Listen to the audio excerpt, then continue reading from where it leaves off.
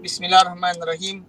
Nawaina ta'aluma wa ta'lim wa tadhakura wa tadhkir wa nafa wal intifa' wal ifadata wal istifada wal hatta ala tamassuk bi kitabillah wa sunnati rasulih wa du'a ilal huda wa dalalata ala al khair ibtigha wajil wa mardati wa qurbihi wa thawabi subhanahu wa ta'ala. Jadi alhamdulillah, pertama sekali syukur kita kehadrat Allah Subhanahu wa ta'ala kerana dengan limpah kurnia daripada Allah, maka Allah telah izinkan kita sekali lagi untuk kita kumpul bukan kerana kepentingan ataupun apa-apa perkara, tetapi hanya semata-mata kerana untuk mendapat keredaan daripada Allah Subhanahu wa ta'ala melalui perjalanan sebagai seorang murid. Murid ni adalah orang yang menginginkan kebaikan. Jadi pada sesi yang terakhir ni, sebelum kita masuk kepada Al-Bidayatus Sanah, iaitu tahun baru, jadi pada malam ni saya nak kongsikan kepada tuan-tuan dan puan-puan yang dirahmati Allah Subhanahu wa ta'ala berkenaan kepentingan permulaan kebaikan dan pengakhiran yang baik. Seperti mana kita tahu bahawasanya setiap mereka yang bergelar makhluk, baik sama ada manusia ataupun haiwan ataupun apa-apa perkara yang Allah cipta di dalam muka bumi ini, maka dia bergantung dengan dua benda, iaitu al-bidayah wan nihayah, permulaan dan pengakhiran. Muslimin dan muslimat yang dirahmati Allah Subhanahu wa ta'ala, di dalam bab permulaan dan pengakhiran ni, ulama bagi tahu dia ada tiga keadaan. Ada pertama, keadaan yang pertama adalah orang yang al-bidayatu bil hasanah, permulaannya dengan kebaikan, wan nihayatu bizil, dan pengakhirannya dengan kesesatan ataupun perkara yang tak baik. Wa iyazbillah min zalik. Moga-moga Allah jauhkan kita daripada keadaan macam ni. Amin ya rabbal alamin. Kemudian yang kedua pula, ada orang al-bidayah bizil, permulaannya dengan permulaan yang buruk, wan nihayatu bil khair, dan pengakhiran dia adalah pengakhiran yang baik. Ramailah kalau kita tengok hari ni, kawan-kawan kita, mereka dahulu orang biasa, semayangnya pun tinggal, bergelumang dengan perkara yang diharamkan oleh Allah Ta'ala. Tetapi kerana ihsan daripada Allah, maka Allah bantu mereka, maka mereka pengakhiran mereka dengan sangat baik. Dulu saya teringat lagi, pernah satu ketika saya diutus untuk bagi satu ceramah di Melaka. Ada satu masjid ni, saya bertemu dengan seorang penagih dadah. Memang hidupnya di jalan yang gelap, tetapi 2 hari sebelum dia nak meninggal, dia datang menghabiskan masa di masjid, semayang, taubat kepada Allah Ta'ala. Kemudian keesokan harinya dia collapse, maksudnya dia tak bangun lah, tiba-tiba pingsan. Rupanya dalam badan dia ada darah beku dalam otak dia. Jadi masuk ke ICU di Hospital Melaka dan akhirnya meninggal, Masya Allah. Ini orang yang al-bidayatu bizil wa nihayatu bil khair, iaitu permulaannya kurang baik tetapi pengakhirannya sangat baik kerana ihsan daripada Allah. Ini Masya Allah. Tetapi yang terakhir, yang ketiga, yang sangat kita harapkan, saya, tuan-tuan dan puan-puan, kena harapkan benda ni, iaitu al-bidayatu bil khair wa nihayatu bil khair, permulaan dengan kebaikan, kemudian berkekalan istiqamah, berterusan, dan berakhir dengan kebaikan juga. Inilah seperti mana yang ditunjukkan oleh baginda Rasulullah sallallahu alaihi wasallam. Bagaimana Nabi ni hidup, permulaannya sangat baik dan pengakhirannya sangat baik. Memang betul tak dapat dinafikan kerana beliau adalah Rasulullah, manusia yang maksum. Tetapi ada juga sebahagian daripada manusia yang hidup selepas Nabi, contohnya para tabi'in, tabi'in, para salafun salih. Ada sebahagian daripada mereka mendapat kurnia daripada Allah, permulaan yang baik dan pengakhirannya yang baik. Muslimin dan muslimat yang dirahmati Allah Subhanahu wa ta'ala, untuk mendapatkan pengakhiran yang baik, sebab permulaan yang baik ni dia lebih kepada rahmat, kasih sayang. Ada orang Allah Ta'ala uji dia dengan permulaan yang tak baik, tapi pengakhirannya baik. Jadi permulaan ni kita tak nak cerita dulu, kita nak cerita macam mana nak dapat pengakhiran yang baik. Untuk nak dapat pengakhiran yang baik ni, maka ulama ajar beberapa konsep. Di antara konsep yang pertama, yang paling mutlak, yang paling nyata adalah konsep hidup sebagai seorang berilmu. Baginda Rasulullah SAW pernah bersabda, "Man arada dunya fa'alaihi bil ilm, wa man arada al-akhirah fa'alaihi bil ilm, wa man aradahuma fa'alaihi bil ilm." Barang siapa yang menginginkan dunia yang baik, barang siapa yang menginginkan dunia, maka dia wajib kena ada ilmu. Barang siapa yang menginginkan akhirat, maka wajib juga ada ilmu. Wa man aradahuma, dan barang siapa yang menginginkan kedua-duanya, dia nak dunia yang baik, dunia yang Allah redha, dia nak akhirat pun Allah redha, fa alaihi bil ilm, maka dia kena ada ilmu. Ini wajib. Jadi nak dapat pengakhiran yang baik, maka pertama sekali al-iltizam bil ilm, kena ada ilmu. Kemudiannya pula, yang kedua, kalau kita mengharapkan an-nihayatu bil khair, iaitu pengakhiran yang baik, maka seseorang ni kena senantiasa al-istimral bil ma'asi. Jangan berterusan di dalam melakukan maksiat. Jangan berterusan di dalam melakukan maksiat, walaupun dia ahli maksiat. Contoh, muslimin dan muslimat yang dirahmati Allah Ta'ala, memang kita tahu kita ni setiap hari buat dosa. Maksiat yang dimaksudkan ni bukan zina, tapi maksiat adalah perkara yang berdosa. Memang tak dapat dinafikan setiap hari kita buat dosa. Tetapi ulama cadang ajar kita di dalam bab tasawuf, sekurang-kurangnya kalau kamu tak mampu nak menghilangkan semua dosa, tetapi kurangkan dosa kamu. Mungkin semalam kita buat 100 dosa kan, hari ini kita kurang jadi 50. Kemudian berterusan sampai nanti akhir-akhir dah tak ada dah dosa-dosa besar, yang ada dosa-dosa kecil je. Dosa kecil ni macam apa? Macam contoh meludah merata-rata.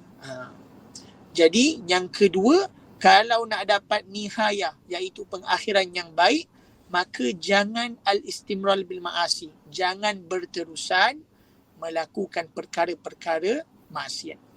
Yang ketiga, muslimin dan muslimat yang dirahmati Allah Subhanahu wa Ta'ala, untuk mendapat pengakhiran yang baik, belajar dalam keadaan mempunyai guru yang mursyid. Tadi pertama belajar ilmu, ini belajar ilmu tapi dalam keadaan ada guru yang mursyid. Wa ma huwal guru yang mursyid? Apakah itu guru yang mursyid? Persoalannya, guru yang mursyid ini adalah guru yang mana kalau kita duduk bersama dengan dia, maka kita mendapatkan kemanfaatan, kebaikan di dalam kita mencari keredaan Allah Ta'ala. Contoh, bila kita duduk dengan guru ni, kita dapat tahu cara nak semayang. Kemudian kita belajar pula dapat tahu macam mana cara nak khusyuk dalam semayang. Kemudian kita punya akhlak makin baik, makin bagus. Maksudnya kita semakin hampir kepada Allah. Ini syarat yang paling mudah untuk cari guru yang mursyid. Akhir zaman ni masih banyak lagi guru yang mursyid. Jadi untuk mendapat pengakhiran yang baik, belajarlah di dalam mempunyai bimbingan guru yang mursyid. Apakah akibat kalau tak ada guru yang mursyid? Muslimin dan muslimat yang dirahmati Allah Ta'ala, satu perkara yang sangat menyedihkan. Saya pun sangat sedih lah hari ni. Bila kita tengok hari ni ramai orang dia belajar tak nak ada guru yang mursyid. Bagus kita tengok ceramah ilmu dalam YouTube, bagus. Tetapi itu bukan belajar. Itu apa? Itu maklumat, pengetahuan. Belajar ni wajib ada guru. Ulama sebut dalam syair, kanal ilma duna syaikhin fa innahu fi dalal, laisa fil kutubi wa dafatiri ilmin, innamal ilmu fi suduri rijal. Orang yang belajar tanpa guru, maka sebenarnya dia sedang berada dalam keadaan kesesatan. Laisa fil kutubi wa dafatiri ilmin. Ilmu ni dia bukan dalam buku, bukan dalam majalah, bukan dalam kitab, tak. Tetapi innamal ilmu fi sudurir rijal. Ilmu ni berada dalam dada seorang lelaki. Apa maksud dada seorang lelaki ni? Adakah ilmu pada orang lelaki je? Tidak. Maksud dada seorang lelaki ni adalah nisbah kepada Nabi Muhammad sallallahu alaihi wasallam. Pemula kepada ilmu adalah baginda Rasulullah sallallahu alaihi wasallam. Jadi Nabi adalah guru kita yang paling besar. Maka setiap orang kena belajar daripada ilmu yang berasal daripada dada seorang guru, lelaki ataupun perempuan. Jadi nak selamat, nak dapat pengakhiran yang baik, pastikan mempunyai ustazu mursyidun, iaitu guru yang mursyid, guru lelaki ataupun perempuan. Jadi yang pertama kena ada ilmu, yang kedua jangan berterusan buat maksiat, yang ketiga kena ada guru yang mursyid. Yang keempat, muslimin dan muslimat yang dirahmati Allah Subhanahu wa taala, al-istiqamatu bil a'mal, berterusan berusaha buat amal dengan ilmu yang dah dipelajari. Alangkah ruginya kalau orang ada ilmu tetapi ilmu ni hanya sekadar karihu yakhruju minal yamin wa kharaja minal yasar. Alangkah ruginya kalau orang dia ada ilmu tapi ilmu ni sekadar masuk telinga kanan, keluar telinga yasar, telinga kiri. Rugi. Dia akan jadi macam halwa telinga, dengar lepas tu habis. Tapi kalau nak dapat pengakhiran yang baik, maka bukan sahaja dengar ilmu, tetapi al-istiqamatu bil a'mal, berusaha untuk buat amal dengan ilmu yang kita dapat. Contoh hari ini kita belajar macam mana nak dapat pengakhiran yang baik. Jadi kita dah tahu ada 5 cara. Yang keempat, buat amal dengan ilmu yang ada. Jadi buat, cari guru yang mursyid, belajar ilmu. Jadi inilah manfaat bila mana kita beramal dengan ilmu yang ada. Maka untuk dapat pengakhiran yang baik, kita kena usaha untuk buat amal dengan setiap ilmu yang telah kita pelajari. Okey. Yang terakhir, muslimin dan muslimat yang dirahmati Allah Subhanahu wa taala. Yang kelima, bagaimana cara untuk kita mendapat pengakhiran yang baik, iaitu al-iltizamu bil makanil khair. Senantiasa meletakkan diri dalam tempat yang baik. Hari ini, kalau seseorang nak mati dalam keadaan yang baik, maka kebiasaannya orang akan mati dalam keadaan yang selalu dia lakukan. Kalau dia dulu waktu hidup sentiasa berfoya-foya, tak mustahil nanti mati dalam keadaan berfoya. Tapi kalau waktu dia hidup, dia sibuk datang majlis ilmu, dekat masjid majlis ilmu, balik rumah ada Yadul Ulia lagi, dalam online pun majlis ilmu lagi, nak tidur pun lagi baca Quran kejap. Jadi sentiasa dengan benda baik. Letakkan diri dalam tempat yang baik. Nak tidur buat benda baik, nak makan buat benda baik, hatta pergi tandas pun dia nak buat benda baik. Macam mana pergi tandas buat baik? Pergi tandas dalam keadaan mengikuti sunnah. Dia baca doa, Allahumma inni a'udzubika minal khubuthi wal khaba'ith. Tuan-tuan dan puan-puan, doa masuk tandas ni penting. Kalau tuan-tuan dan puan-puan nak tahu, saya rasa dekat sini banyak ibu-ibu kan. Ibu-ibu, kalau nanti ada orang datang nak melamar anak kamu, kalau dia lelaki, tanya dia doa masuk tandas. Kalau dia tak tahu doa masuk tandas, suruh dia balik pergi belajar lagi. Ini tips ulama ajar. Jadi senantiasa meletakkan diri dalam tempat yang baik. Maka insya-Allah orang yang iltizam selalu letak diri dalam tempat yang baik, maka Allah Subhanahu wa taala akan ambil dia dalam keadaan yang baik. Pasti dia akan pulang dalam keadaan mesti ada kebaikan yang Allah Ta'ala akan tunjukkan kepada diri dia. Jadi mudah-mudahan 5 perkara yang kita belajar, saya, tuan-tuan dan puan-puan, bagaimana cara nak mendapat pengakhiran yang baik ni, dapat sama-sama kita amalkan dan sampaikan kepada mereka yang tidak ada dalam majlis ni. Pertama, kena belajar ilmu. Kedua, kita kena senantiasa Allah Maksud Somad. Istiqomah apa tadi? Pertama belajar ilmu. Kemudian yang kedua jangan berterusan buat maksiat. Ketiga kena ada guru mursyid. Keempat berusaha buat amal dengan ilmu. Berusaha buat amal. Dan yang kelima kena letakkan diri baik. Jadi mudah-mudahan sama-sama dapat kita amalkan dan kita berharap Allah makhtim alaina bi husnul khatimah. Allah ambil kita pengakhiran dengan pengakhiran yang baik. Jadi saya rasa cukup saja dahulu untuk 5 perkara ni. Mohon maaf kalau sedikit lewat, saya dekat luar kan. Tapi saya mengucapkan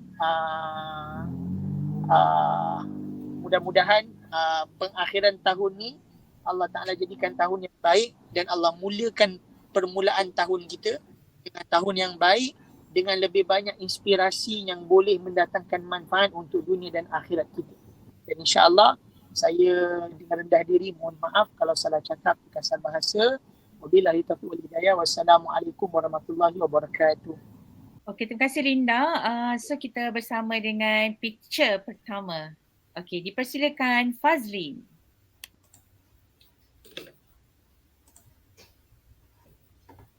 Okey, testing, dengar tak suara? Cantik. Ya. Okey, bismillahirrahmanirrahim. Assalamualaikum warahmatullahi wabarakatuh. Waalaikumsalam warahmatullahi wabarakatuh. Alright. Minta maaf saya terpaksa guna phone sebab laptop ada sikit problem. Okey, nama diberi iaitu Fazlin binti Abbas. Atau dikenali sebagai atau Culin lah. Kebanyakan orang panggil saya Culin. So latar belakang saya alhamdulillah pendidikan saya ada master dalam HR. Sebelum tu saya degree dalam business finance. Lepas tu saya sambung master dalam HR. Manakala pengalaman bekerja saya 8 tahun dalam HR, 9 tahun dalam industri emas dan 6 tahun dalam industri takaful. Tapi sekarang ni saya masih konsisten dan masih educate masyarakat tentang pengurusan kewangan melalui emas dan takaful lah. Alright. So kepakaran saya iaitu mendidik lebih ramai orang atau membimbing lebih ramai orang untuk menyelamatkan diorang punya ekonomi menggunakan formula urus gaji yang betul. Di mana kita akan gunakan 4 kuadran iaitu 10%, 20%, 60% dan 10%. Okay. Kepakaran saya iaitu mendidik lebih ramai orang tentang pengurusan gaji yang betul untuk sehingga mereka boleh mengurus risiko kehidupan mereka melalui takaful dan juga simpanan emas. Okay, alhamdulillah setakat hari ini saya dah mendidik lebih daripada 5,000 orang. Anak didik saya 5,000 orang tentang simpanan emas yang betul, alhamdulillah dengan selamat. Dan kesan dia yang saya nampak ketika berlakunya pandemik COVID hari itu, 2 tahun, 3 tahun berturut-turut, kebanyakan anak didik saya lebih stable lah, lebih steady sebab diorang masih ada simpanan emas dan ada takaful. Okay, alhamdulillah makin ramai sekarang ni nak menuju orang kata mendidik lagi ramai orang insyaAllah. Okay, apa lagi Kak Yan? Saya dah lupa dah. CTA lah, CTA. Okay, CTA. Okay. Untuk yang baru nak mengenali emas, saya ada sediakan e-book ni. 25 soalan asas tentang emas. Kebanyakan anak didik saya akan minta diorang baca. Siapa yang tak baca buku ni memang sukalah untuk diorang nak faham tentang emas. Okay. Kalau siapa yang nak tahu lebih mendalam tentang ilmu emas, boleh je kontak saya. Saya pun ada di dalam grup dengan you all. Boleh, tak ada masalah. Mana yang saya boleh didik, saya boleh didik. Okay, cara saya mungkin berbeza dengan dealer lain. Saya akan didik you all simpan emas sebelum cemas tapi jangan sampai lemas. Okay, akhir kata daripada saya, dulu kita pilih ubi, sekarang kita pilih beras. Dulu kita simpan di ASB, sekarang kita simpan di emas. Bestnya pantun. Okay. Thank you Culin. Ngam-ngam 3 minit daripada Culin. Yes, 3 minit. Okay. So sebenarnya Culin punya pitching ni almost complete tau sebab you ada faktor yang XYZ tadi. You bantu siapa? You kata orang ramai. apa yang you bantu urus kewangan mereka supaya mereka boleh elak risiko kehidupan, and then you ada credential 5,000 orang you dah bantu, that's your credential. Dan juga you bagi testimoni. Testimoni you boleh carilah orang yang paling glamour, yang paling famous sekali yang orang boleh kenal. Kami telah membantu Alif Syukri, bla bla contohlah kan. Lepas tu you punya ending tu sebenarnya pantun tu memang terbaik, tapi Culin tinggal satu. Cari saya dengan hashtag Ratu Okay. Kilobar. Okay. Cari saya dengan hashtag Ratu Kilobar. Dia tekan je Ratu Kilobar, melambak Culin dekat sana. Okay, thank you Culin. So yang kedua, jangan berdebar-debar. Dr. Fauzal kat sana, standby. Yang kedua kita akan bersama Q. Silakan Q. Mana dia? Kak Lemon baru nak kenal ni tengok muka dia. Itulah. Menunggu. Thank you Culin. Q? Tadi dah ada. Muhammad Anis tadi kan? Muhammad Anis. Muhammad Hanis. Banyak Anis, Muhammad Anis. Tu dia. Ya. Tu dia. Okey, dan kereta Maaf dalam kereta kan. Oh, Q dalam kereta. Betul. Q daripada mana Saya daripada Kelantan. Oh, Kelantan. Banjir tak sana? Kelantan. Tempat awak? Tempat awak kena banjir? Air tempat saya tak kena. Tak kena tapi air masih meningkat naik lah. Itulah. Alhamdulillah. Hati-hati Q Okey, dipersilakan Q. Bismillah. InsyaAllah. Bismillahirrahmanirrahim. Assalamualaikum warahmatullahi taala wabarakatuh dan selamat petang semua. Nama saya Muhammad Hanis Nakiuddin bin Muhammad Fauzi, lebih dikenali dengan Q. Alhamdulillah saya merupakan graduan UiTM Perlis dalam bidang ijazah sarjana muda pengurusan sukan dan rekreasi lah. Sedikit latar belakang saya bekerja dalam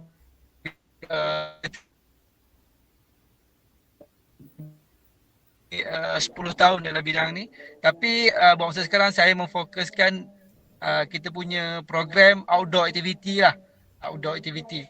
Cuma apa yang saya nak cuba kongsikan pada malam ni, saya merupakan experiential learning educator yang mana kita menekankan konsep ataupun teori pembelajaran melalui pengalaman dengan memfokuskan kepada sesi refleksi yang berkesan.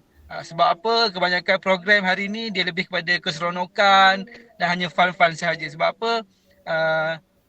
Bukannya diukur melalui keseronokan semata-mata, tapi pembelajaran dengan adanya sesi refleksi yang berkesan lah.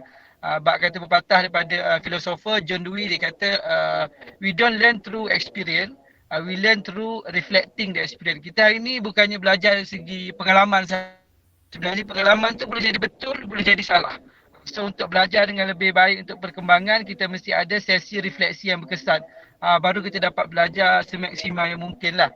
So dengan konsep ini kita masukkan dalam konsep team building dan juga character building lah. Di mana para peserta akan diberikan peluang untuk mengenali diri sendiri dengan lebih berkesan. Tahu apa true potensi diorang, apa true karakter diorang. So macam mana diorang nak tahu diorang punya potensi ataupun karakter ni, kita akan buat beberapa aktiviti ataupun gamification through problem solving ataupun aktiviti-aktiviti yang menyebabkan setiap individu tu keluar daripada zon selesa. Dekat sini konsep zon selesa ni yang kita ketengahkan. Sebab apa? Kita ni tak akan tahu kebolehan kita, kemampuan kita selagi mana kita berada dalam zon selesa. Dekat sini saya nak cuba terapkan, nak bagi peserta faham bila mana mereka berada dalam zon selesa, apa yang berlaku. Bila mereka keluar pada zon selesa, waktu itulah diri kita diukur, kita diuji sebenarnya. Ramai orang takut untuk keluar pada zon selesa sebenarnya sebab tak ada pendedahan kenapa perlu keluar. Bila mereka dah berani keluar, mereka akan tahulah apa potensi sebenar yang mereka akan dapat. So melalui comfort zone teori ni juga kita boleh bantu lah dengan refleksi yang berkesan. Kita akan bantu peserta untuk tahu skop mana yang dia nak improve. Kalau sebelum ni mereka rasa dia dah cukup hebat dalam memberi arahan sebagai pemimpin. Tapi sebenarnya mungkin dalam konsep konteks zone yang masih selesa. Bila di luar, bila ada storming, bila ada problem, baru dia tahu aku ada kelemahan ni, aku ada kekurangan. So dekat situ kita nak cari, bukan nak cari siapa yang salah. Kita nak tahu apa yang boleh kita improve daripada yang dia boleh.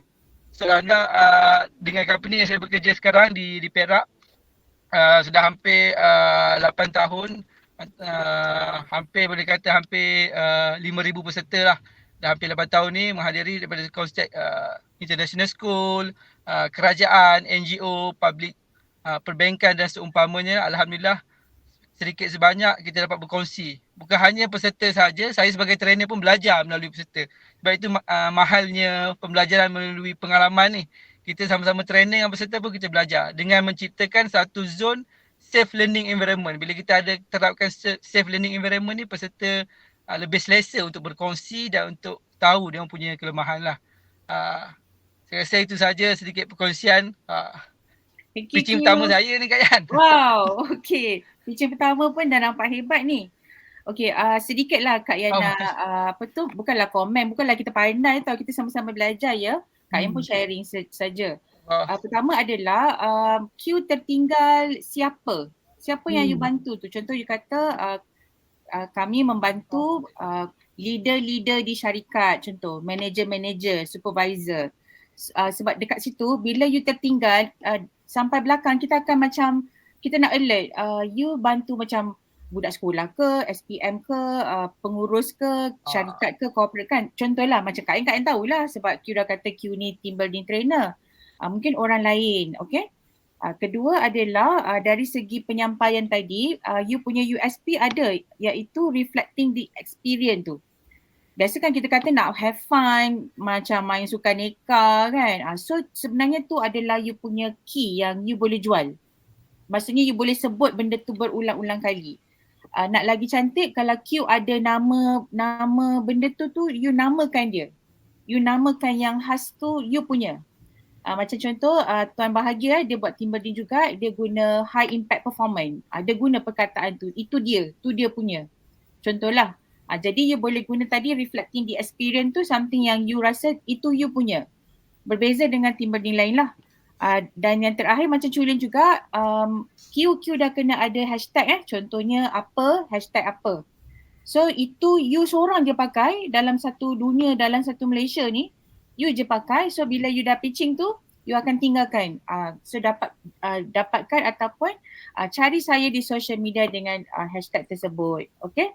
Sebab kita punya ayat yang saya nak bagi sekejap the power of buying is similar. Power of buying sama je daripada dulu sampai sekarang. Orang nak beli tu beli. Tapi the power of marketing tu beza. Okay, the power of marketing tu beza. Especially kalau you buat HRD training semua kan.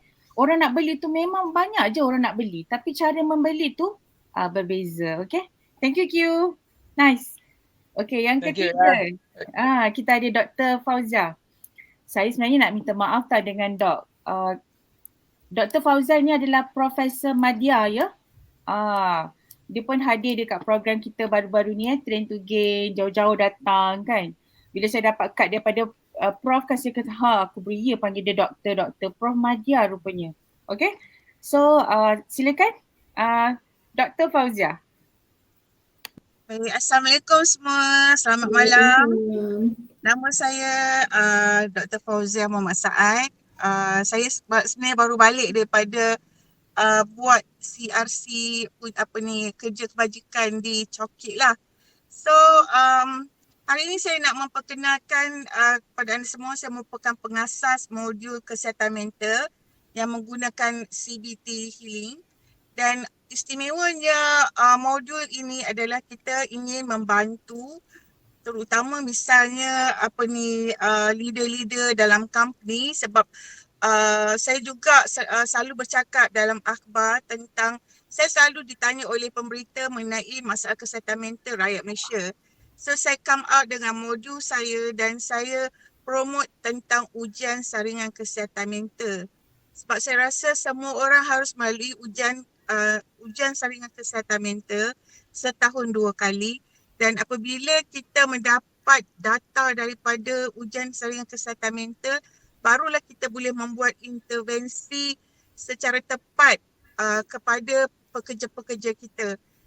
Kita tidak tahu daripada peringkat atas hingga ke akar umbi, pelbagai orang akan mempunyai pelbagai isu. Termasuklah juga saya disogokkan baru-baru ini dengan 2 kes satu suri rumah dan satu lagi doktor yang meninggalkan anak dalam kereta hingga meninggal dunia.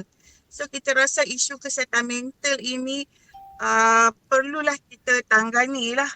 Okay, yang istimewanya tentang modul saya ini kita fokus, kita tidak bercakap tentang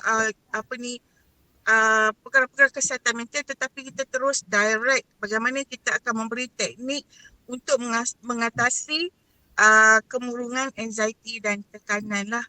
Dan saya juga pernah terlibat membuat program lebih pada 20 universiti tentang program It's Okay Not to Be Okay. So dalam konteks ini diringkaskan, boleh kenali saya hashtag I love myself, it's okay not to be okay. Boleh tambah lagi Kak Yan?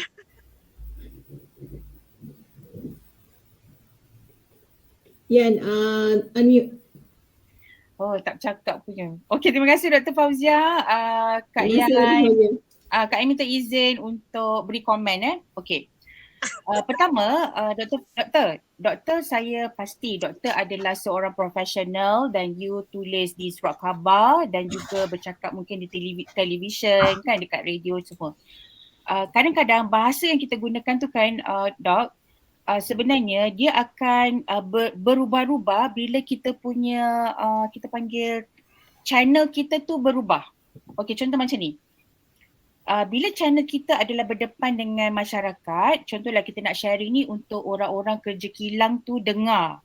Bahasa yang kita gunakan tu kan Dok, kita boleh ubah kepada nada mereka, bahasa mereka. Di sini saya nak bagi kepada Dok dan semua orang boleh tuliskan dekat kertas semua. Formula dia adalah HICO, HICO. Saya cuba buat semula yang Dr. Fauzia punya tadi HICO. H itu adalah hook, I adalah intro, C adalah content, E adalah engage question dan O adalah outro. Saya buat satu contoh ya. H yang hook tu, you rasa kalau sebelum Dr. Fauzia nak teruskan, bila contoh doktor cakap macam ni, tahu tak kes polis, tahu tak kes DSP polis yang dituduh membunuh pelajar kerana melanggar disebabkan emosi contoh. Itu adalah hook. Kita hook orang untuk nak dengar terusnya. Ataupun kita boleh tanya, perasan tak ramai sekarang ibu-ibu yang tinggalkan anak sehingga meninggal dalam kereta? Seriously, saya dengar berkali-kali dan Masya Allah saya tak sampai hati nak komen pun sebab saya takut. Situasi itu sebenarnya Allah je tahu, siapa kita untuk nak komen sebenarnya kan. Itu hook. So kita hook. Lepas tu intro, doktor baru cakap, saya Dr. Fauzia, pakar mental health dari UPSI contoh. That's intro. Okay. So Culin dengan Q pun sebenarnya if you can do the hook first, you dah engage orang nak dengar the whole thing. Kalau kita dulu aja, saya Fazlin, saya dulu 8 tahun HR, orang mungkin dah tengok yang lain, dia dah scroll lah. Okay. So before orang scroll, you hook dia dulu. Macam saya selalu tanyakan, you ada CJTTT tapi masih gantung kat dinding? Okay, jadi dia kata, aku tu kan. Mahfuzah, kau terasa tak Mahfuzah? Okay. Okay, lepas tu adalah content. Kak Yan suka guna contoh ni kan? Ya, memang aku ulang-ulang je. Sebab kalau semua orang dah ada hook yang betul, Culin pun bagi hook tau tadi. Saya baca dia punya sharing, dia kata macam ni. Simpan duit, mungkin kau akan pakai bila kau terdesak. Tapi kau simpan emas, kau fikir balik bila kau nak pakai sebab bila kau terdesak kau boleh pakai. Kan Culin? You kena hook sebab hook aku kot. Aku lah ada duit memang habis aku lagi buka Shopee 12-12 kan. Contoh. Okay. Lepas kita bagi intro kan Dok, you akan ke cerita content. Okay, content tu baru you susun. Macam Q tadi boleh adjust bila you bagi content, you boleh cakap nombor. Okay, ada 3 perkara yang kami buat dalam team building kami. Pertama, reflection through experience. Kedua, ketiga, dia akan jelas. Jelas bila cakap nombor. Saya suka Ustaz Lokman hari ni, kalau Ustaz Lokman ada kat sini, kredit untuk dia. Dia kata kita ada 5 perkara kena buat untuk pengakhiran yang bagus. Saya suka benda-benda yang saya nampak. Sebab tu saya ambil mechanical engineering, saya tak ambil electrical, aku tak nampak pun arus tu. So saya suka benda nampak. Bila ustaz kata 5, saya excited buat nota, saya sharing lagi. So when you share, you ada number. Kenapa Allah kata ada 8 syurga, 7 neraka, kan? 5 rukun Islam, 6 rukun iman. Nombor tu kita kena jelas. Okay? Saya ada 3 formula untuk anda simpan emas dalam masa 5 tahun 1 kilo. Contoh. Okay? So konten tadi, Dr. Fauzia, you boleh kata, pertama, kami diagnose. Tak ramai tahu dia ada mental health. Contoh polis tadi kan. Kalau contohlah polis tu memang dia ada mental health dan dia punya pemikiran dia memang sakit. Siapa kita nak beri, nak judge dia sebelum benda tu dijalankan? Pada saya lah. Sebab tu saya jarang nak judge sesuatu perkara sebab saya takut perkara tu datang balik dekat kita. Elakkan judge. Tadi saya kata 0-4 kan. Sekarang saya bagi hashtag zero judging. Zero judge. Jangan judge orang. Yang judge kita Tuhan. Allah je boleh judge kita. Okay, lepas tu dah bagi konten tadi kan. Contoh macam CSR Dr. Fauzia dekat Cokit, dia jumpa orang-orang yang macam mana tahu? Cerita sikit dok. Dekat Cokit tu you jumpa siapa? Bekas-bekas pelacur, suri rumah. Dan majoriti masyarakat Cokit ni dia orang ada zaman silam mereka lah. Jadi cara kita nak tarik mereka menjadi orang baik ke arah Islam adalah dengan cara menjadi support group kepada mereka. So dia orang datang bercerita dan saya ada juga NGO yang backup saya iaitu Street Mengaji. Kita ajar orang mengaji Quran, kita ajar budak-budak bahasa Inggeris, macam itulah engagement kita. Terima kasih Dr. Fauzia. Ini pun buka mata pada kami tau. Kadang-kadang kita sibuk macam kita fokus kepada 1-2 perkara je. Banyak lagi benda-benda yang perlu kita pergi. Kan kita fokus usahawan, kita fokus anak yatim. Tapi mereka yang dulu-dulunya, macam Ustaz kata tadi, awalnya tak baik. Akhiran yang baik tu yang perlukan kita. Letakkan diri kita buat baik tu, nombor 5 tadi. Kalau kita tak letak tempat kita nak buat baik, sentiasa buat baik, meletakkan diri kita buat baik tu, siapa lagi? Siapa yang nak bagi pengakhiran yang baik pada orang-orang yang macam tu? Bekas-bekas pelacur. Saya malu nak sebut perkataan tu contohnya. Okay. Lepas tu Prof, doktor tadi, lepas you dah ada konten kan? 3 cara kita nak membantu anda yang mengukur mental health adalah melalui diagnose, kita akan beri ubat, kemudian kita akan membuat rawatan susulan selama 6 bulan dan pemantauan contoh. Dan semua ini anda boleh jalankan dengan HRD claimable cost, dok. Okay, diorang tu duit 1.6 bilion tau collection. Semua pekerja-pekerja kalau mereka tahu mental health diorang, tak kisahlah PDRM ke, GLC ke, kerajaan ke, semua tu mesti buat. Mesti ada kesedaran how good you are. Maksudnya kita ni okay ke tak? Kan doktor kata is okay for not okay, tapi kena diagnose, kena identify. Kalau tak identify, siapa yang salah? Diorang ke yang salah? Itu engage question. Engage question ni kalau saya nak fahamkan dalam Islam, dia macam tomak ninah. Tomak ninah tu kita stop kejap kan? Kita dah sujud, kita stop kejap. Kita tomak ninah, kita pause kejap. Bila kita dah cerita ni, doktor cakap macam ni. Anda pernah test mental health? Pernah tahu pekerja anda ada masalah mental health dengan membuat sebarang diagnose? Itu adalah engage question. Supaya dia realise, tadi tu memang aku, ni ya Allah memang aku lah. Sekarang juga aku nak test. Dekat TV tadi, seorang lelaki dibunuh, ditanam di belakang rumah. Disebabkan oleh selisih faham. Disebabkan oleh video, contohnya video tak baiklah, video pasangan dia tu contoh. Hari-hari kita dengar benda-benda macam ni. Mental health rakyat Malaysia sangat-sangat teruk. So kalau kita letakkan diri kita berdosa tau kalau kita tak buat ni contoh kan. Saja je aku tekan doktor. Okay, so outro. Okay, tadi dah intro. Cuma kalau di kilang-kilang dia orang ada kaunselor tapi ilmu kaunselor tu tak sama macam kita. Kita clinical. Clinical. That's your word. Sebab tu tadi dalam konten you kata kita membuat clinical diagnose. Bukan tanya soalan je. Tanya soalan orang berangan, tanda-tanda je. Oh, awak ni seorang yang macam ni. Tak. You kata clinical. That's the word. Itu credential you. So outro, what is outro? Outro adalah tadi intro saya Dr. Fauzia, saya membuat kajian bla bla bla bla bersama tim saya UPSI bla bla. Itu intro. Outro tu adalah untuk mereka nak dapatkan you. Outro ni, high CO outro. So bila you pergi outro, you kata dapatkan saya ataupun jumpa kami #Prof Madya Fauzia, UPSI contoh. Ataupun you kata jika anda rasa perkongsian saya ini bermanfaat untuk anda, sila save, like dan kongsi. Itulah outro. So outro ni adalah what is the action orang yang dengar tu.